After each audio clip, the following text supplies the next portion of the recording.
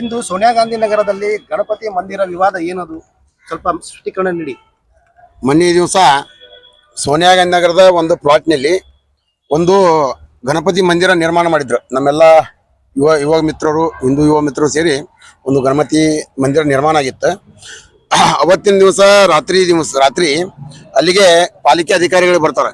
ನೀವು ಕಾರ್ಪೊರೇಷನ್ ಜಾಗದಲ್ಲಿ ಮಂದಿರ ನಿರ್ಮಾಣ ಮಾಡ್ರಿ, ಅದಕ್ಕೆ ನಾವು ರಿಮೂವ್ ಮಾಡ್ತೀವಿ ಅಂತ ಬಂದ್ರೆ ಬಂದಿಂದ ಇವರಿಗೆ ಮಾತುಕತೆಯಾಗಿ ಅವರು 2 ದಿವಸ ಸಮಯ ತಗೊಂತಾರೆ. 2 ದಿವಸ ನಾಳೆ ನಿಮಗೆ ಇದು ಮಾಡಿ ನಾವು ತೆಗಿತೇವೆ ಅಂತ ಹೇಳ್ತಾರೆ.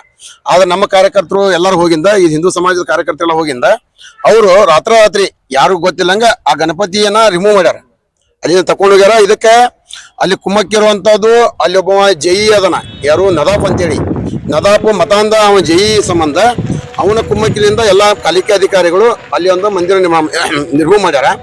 ಅಲ್ಲಿ ಸಾಕಷ್ಟು ಅಲ್ಲಿ ಮಸೀದ್ ಇರ್ಬೋದು, ಸಾಕಷ್ಟು ಒಂದು ಮುಸಲ್ಮಾನರ ಮಂದಿರ ಇದು ಇರ್ಬೋದು, ಯಾವುದು ಅಂಗಡಿಗಳ ಎಲ್ಲ ಪಾಲಿಕೆ ಆಸ್ತಿ ಒಳಗಾದವು. ಅವನ್ನೆಲ್ಲ ಬಿಟ್ಟು ಕೇವಲ ಹಿಂದೂ ಸಮಾಜದ ಈ ಒಂದು ಗಣೇಶನ ಮಂದಿರವನ್ನ ಮಾತ್ರ ಯಾವ ನದಾಪ್ ಟಾರ್ಗೆಟ್ ಮಾಡಿ ನಮ್ಮ ಮಂದಿರವನ್ನ ಅಲ್ಲಿಂದ ರಿಮೂವ್ ಮಾಡ್ಯಾರ. ಅದಕ್ಕೆ ನಮಗೆ ಎಲ್ಲ ಹಿಂದೂಗಳಿಗೂ ಕೂಡ ಒಂದು ಧಾರ್ಮಿಕ ಭಾವನೆಗೆ ನಮಗೆ ಧಕ್ಕೆ ಆಗೈತಿ.